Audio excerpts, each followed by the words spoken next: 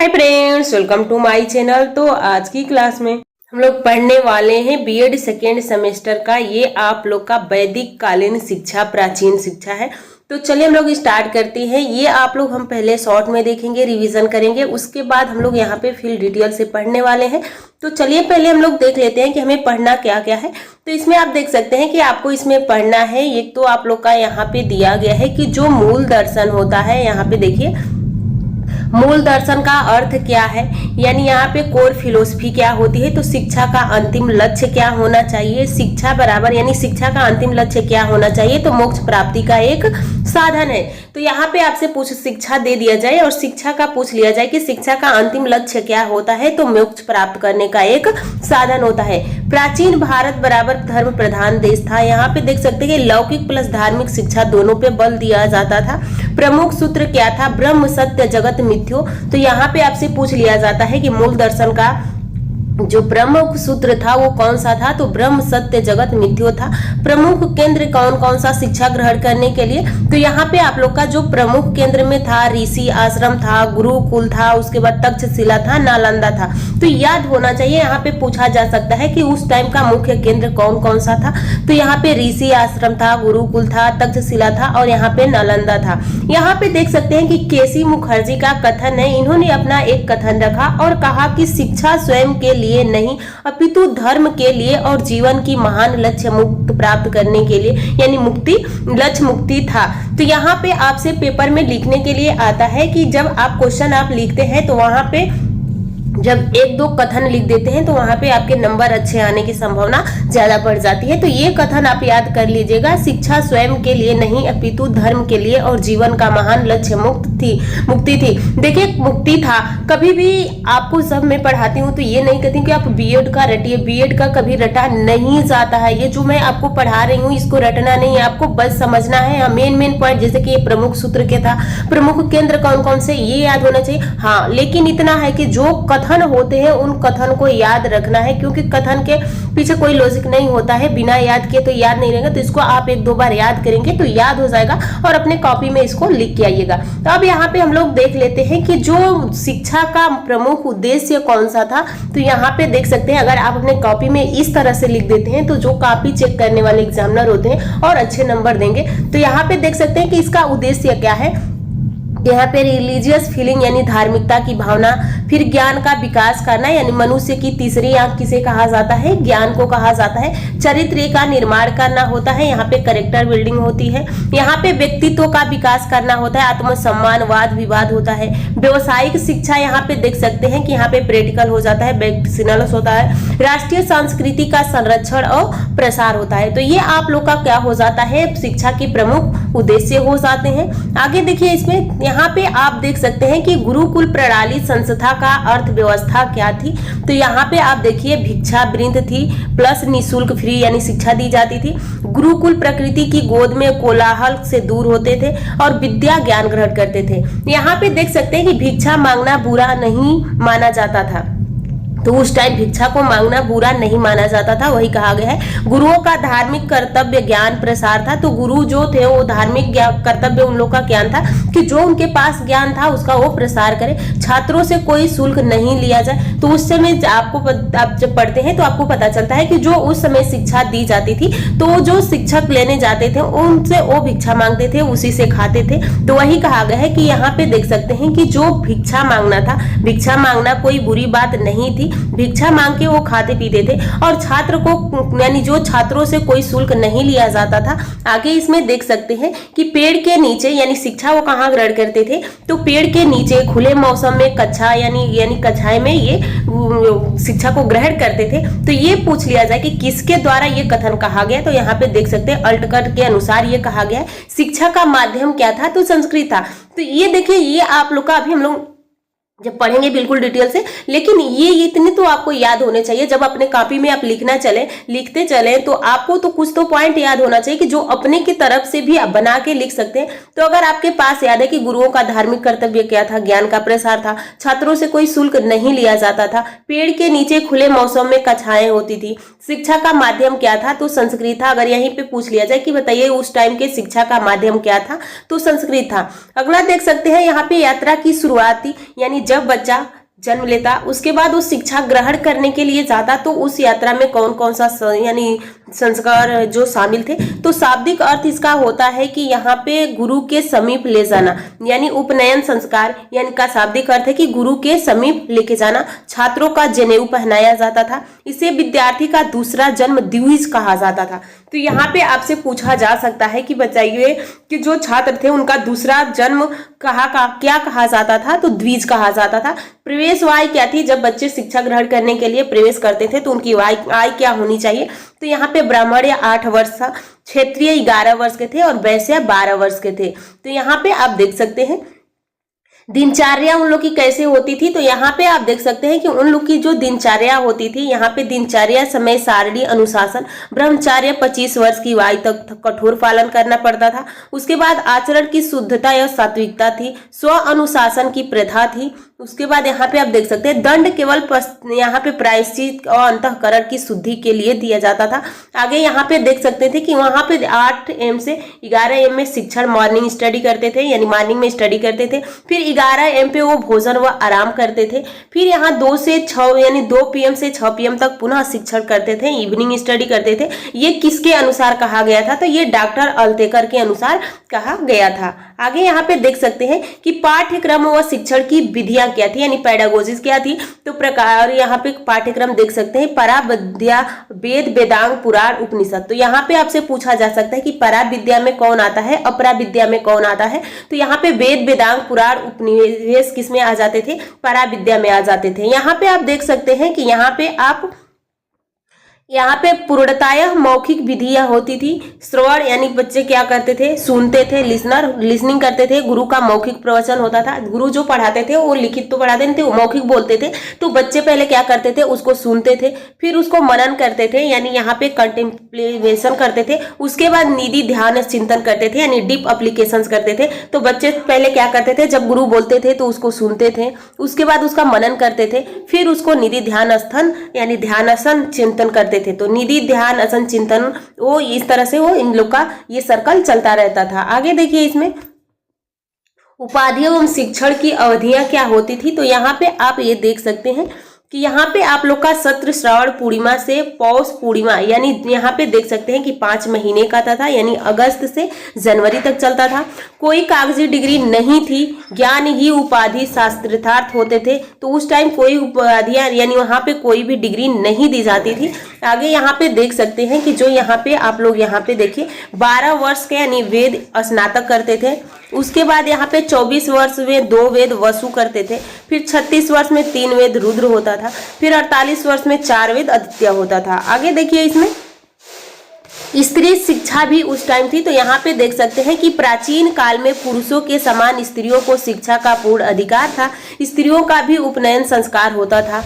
विद्या ध्यान की पूर्ण स्वतंत्रता थी। ब्रह्मचर्य व्रत को कठोरता से पालन किया जाता था। धर्म, साहित्य, संगीत और नृत्य की शिक्षा थी। यहाँ पे देख सकते हैं कि जो विदुषी महिलाएं थी वो घोष, अपला, गार्गी, लोपामुद्रा थी। आगे देखिए इसमें देखिए अब यहाँ पे थोड़ा सा देख लीजिए कि वैदिक कालीन शिक्षा, प्राचीन शिक्षा क्या है। तो संसार के किसी भी देश की शिक्षा पद्धति को यदि हम अवलोकन करते हैं तो हमें पता चलेगा कि यहाँ पे देख सकते हैं कि पता चलेगा कि उसकी शिक्षा वहाँ की प्राचीन सभ्यता तथा संस्कृति की ही प्रतीक है। यदि हम किसी देश की प्राचीन सभ्यता, संस्कृति तथा उनकी प्राचीन शिक्षा व्यवस्था का अध्ययन करें तो हम उस देश की वर्तमान शिक्षा व्यवस्था के बारे में बहुत कुछ पता लगा सकते हैं। इस कड़ी में भारत की पहचान यहाँ पे देख सकते हैं कि इस कड़ी में भारत की प्राचीन शिक्षा व्यवस्था अर्थात वैदिक कालीन शिक्षा का महत्व और बढ़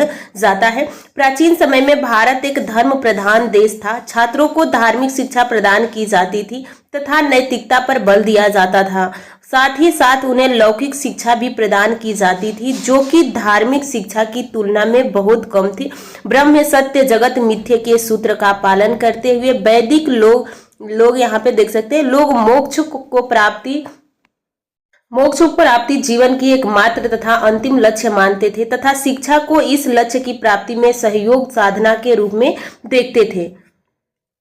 तो यहाँ पे जो वैदिक कालीन की शिक्षा थी वहाँ पे लोगों ने क्या मानते थे कि इसको ही लोगों ने प्राप्ति का यानी जीवन का एकमात्र उन्होंने क्या किया था कि जो कि जीवन का एकमात्र और अंतिम लक्ष्य मानते थे। यहाँ पे देख सकते हैं प्राचीन समय में वैदिक शिक्षा के प्रमुख केंद्र ऋषि आश्रम, गुरुकुल, तक्षशिला, विश्वविद्यालय, नालंदा और विश्वविद्यालय आदि हैं। तो अभी हमने ऊपर इसको देखा शॉर्ट में कि कौन कौन से थे। फिर यहाँ पे केसी मुखर्जी के अनुसार हमने अभी ऊपर कथन देखा है कि अनादि काल में भारत में शिक्षा स्वयं के लिए नहीं अपितु धर्म के लिए प्राप्त की जाती थी। यह मुक्ति और आत्मबोध का साधन थी और जीवन की महान लक्ष्य मुक्ति था।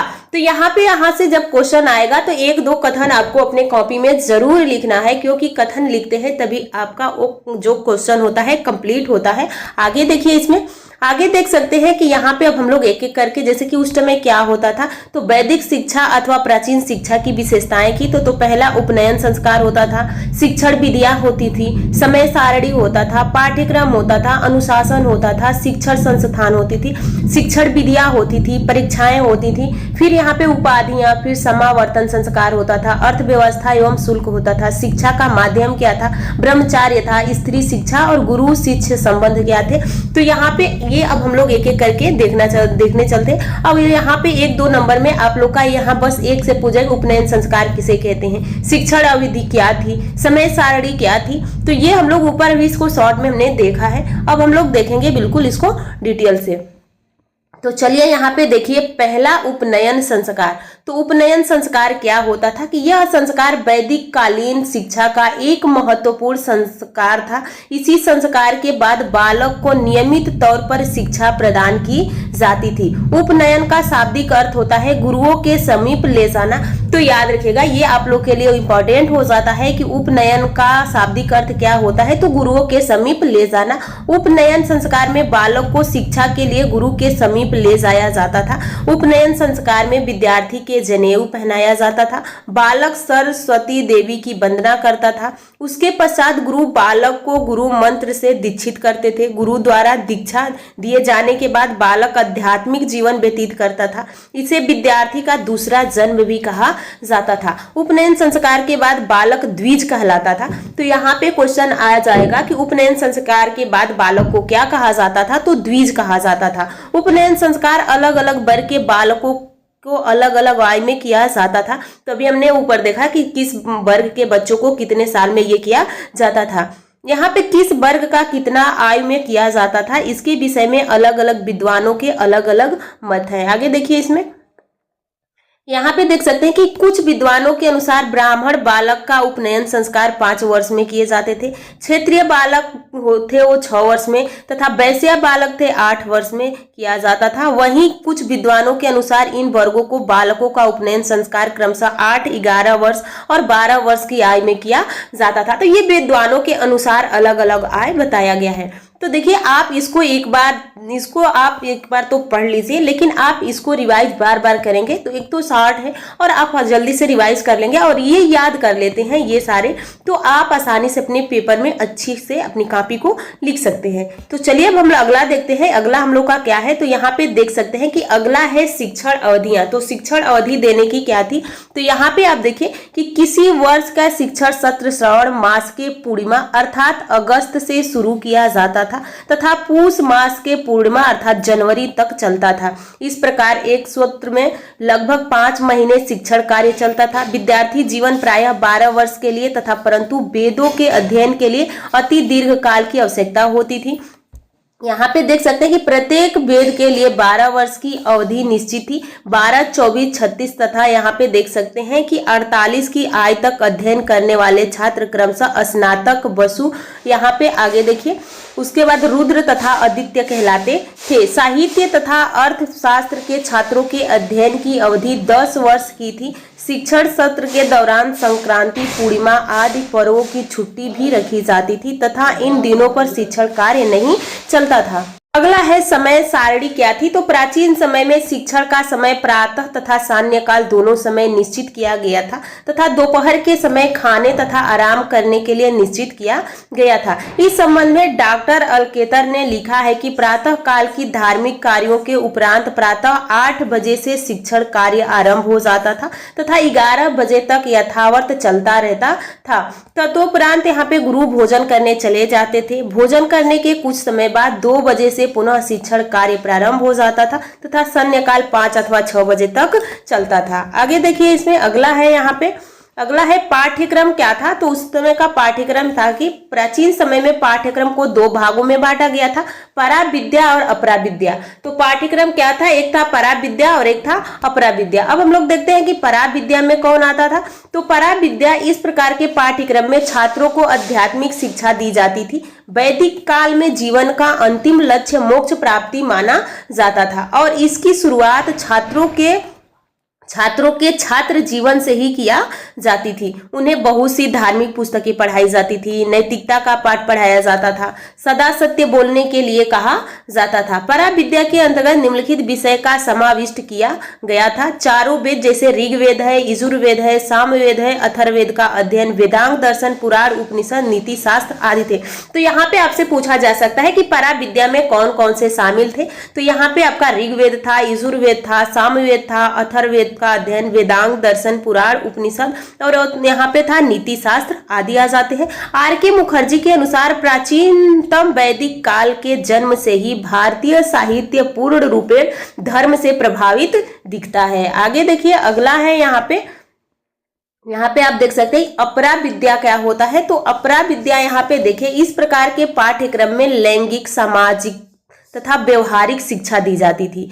इसके अंतर्गत निम्नलिखित विषयों का समावेशन होता है। तो इसमें देखिए कौन कौन सा अपरा विद्या में समावेशन था। तो ज्योतिष विद्या थी, अंक शास्त्र था, भूगर्भ शास्त्र था, औषधि शास्त्र था, तर्क शास्त्र था, रसायन शास्त्र था, शल्य विद्या थी। उसके बाद धनु विद्या, ललित कलाओं, स्वास्थ्य शिक्षा, अर्थशास्त्र, राजनीति शास्त्र, आयुर्वेद, पशुपालन, बीज गणितीय आदि ये किस में आ जाते हैं, अपरा विद्या में आ जाते हैं। तो दोनों में कौन कौन आते थे, तो ये बांटा गया है, इसको आप जरूर याद कीजिएगा।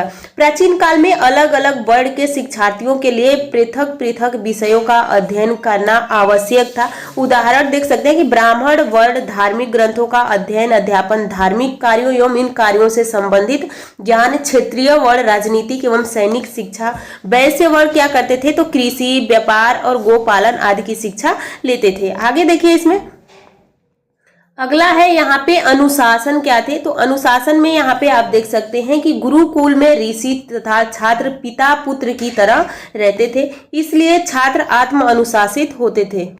दंड केवल छात्रों को प्रायश्चित स्वरूप तथा अंतःकरण की शुद्धता के लिए दिया जाता था। तो यहाँ पे पूछा जा सकता है कि जो छात्र थे उनको दंड कब दिया जाता, किस लिए दिया जाता, तो प्रायश्चित के लिए दिया जाता था। यहाँ पे आप देख सकते हैं कि स्व अनुशासन की प्रथा थी। छात्र गुरु के प्रति आज्ञाकारी व विनम्र होते थे। अगला है यहाँ पे शिक्षा संस्था क्या थी। तो यहाँ पे शिक्षा संस्था में प्राचीन समय में शिक्षा ऋषि आश्रम तथा गुरुकुल में दी जाती थी। गुरुकुल कोलाहल से दूर किसी शांत स्थान जैसे जंगल में या पहाड़ों में जितना हो सके, नगरों से दूर परंतु पास, जिससे छात्रों को भिक्षाटन में समस्या न हो स्थिति होते थे। शिक्षण छात्र में छात्र माता पिता से अलग गुरु के घर अर्थात गुरुकुल में रहकर शिक्षा प्राप्त करते थे। भोजन की व्यवस्था के लिए छात्र भिक्षाटन किया करते थे। स्वच्छ मौसम में विद्यार्थी किसी पेड़ के नीचे जमीन पर बैठकर शिक्षा ग्रहण करते थे। गुरु का स्थान जमीन से थोड़ा ऊपर पत्थर की शिला पर होता था। वर्षा होने पर शिक्षण की अस्थायी व्यवस्था भी थी। यहाँ पे देख सकते हैं कि जो डॉक्टर अल्केतर ने इस संबंध में लिखा है कि अच्छे मौसम में कक्षाएं पेड़ों की छाया में होती होगी, परंतु बरसात के मौसम में किसी प्रकार का साधारण आच्छादन की व्यवस्था अवश्य होगी। अगला देखिए, अगला है यहाँ पे आप लोग का शिक्षण विधियां। शिक्षण विधियां क्या थी, तो लेखन शैली ज्ञात होते हुए भी वैदिक कला में शिक्षा मुख्य मौखिक विधि से ही दी जाती थी। तो जो उस समय शिक्षण विधियां थी, लेखन शैली थी, पर वह उस लेखन शैली का प्रयोग नहीं किया जाता था। उस समय मौखिक विधियां ही प्रयोग की जाती थी। छात्रों को वैदिक श्लोक रटाए जाते थे। गुरु मौखिक प्रवचन द्वारा शिक्षा प्रदान करते थे और छात्र सुनने का बाद मनन तथा चिंतन किया करते थे। शिक्षक वेदों से श्लोकों का उच्च स्वर में गायन किया करते थे तथा छात्र उनका अनुकरण किया करते थे। तो गायन का मतलब पहले शिक्षक उस चीज को गाते थे, फिर बच्चे पीछे से उसका उसी चीज को दोहराते थे, उसी को हम अनुकरण कहते हैं। छात्र पाठ को कंठस्थ करता था। अगला पाठ तब पढ़ाया जाता था जबकि पहला पाठ याद हो जाए। उस समय उच्चारण की शुद्धता पर विशेष बल दिया जाता था। कभी कभी वाद विवाद करना, कथा प्रणाली का प्रयोग, गृह कार्य देना आदि का प्रयोग भी किया जाता था। अगला है परीक्षाएं किस तरह से होती थी। तो उस टाइम की परीक्षाएं प्राचीन काल में आज के समान शिक्षार्थी की परीक्षाएं नहीं होती थी। परीक्षाएं मौखिक रूप से प्रतिदिन होती थी। जैसे कि जो पढ़ाया जाता था वो प्रतिदिन उन छात्रों से पूछा जाता था। दूसरा पाठ पढ़ाने से पूर्व पढ़ाए गए पाठ का मौखिक परीक्षा ली जाती थी। गुरु प्रतिदिन शिक्षार्थी को मौखिक परीक्षा लेता था। यह परीक्षा दैनिक कार्यों के आधार पर ली जाती थी। परीक्षा पास करने पर शिक्षार्थी को किसी प्रकार का प्रमाण पत्र नहीं दिया जाता था। योग गुरु प्रश्न उत्तरों के माध्यम से यह जान लेता था कि शिक्षार्थी अमुक विद्या में निपुण हो गया है, तो उसे दीक्षा देकर घर भेज दिया जाए। यानी जब शिक्षक थे जो मौखिक उन लोग की परीक्षा लेते थे, तो जब वो बच्चे से जान जाते थे कि इस बच्चे की शिक्षा कंप्लीट हो गई है, तब उनको भी दीक्षा देकर उनको घर भेज दिया जाता था। तो आज की क्लास हम लोग यहीं पे समाप्त करेंगे। नेक्स्ट क्लास में बाकी का हम लोग पढ़ने वाले हैं। तो आप लोग चैनल को सब्सक्राइब कर लीजिए और आप डेली अपना क्लास जरूर देखिए। अब ये क्लास आप लोग का डेली चलने वाला है। तो चलिए आप लोग कमेंट करके जरूर बताइएगा कि आप लोग को क्लास कैसा लगा। और ये PDF आप लोग को JLV एकेडमी के नाम से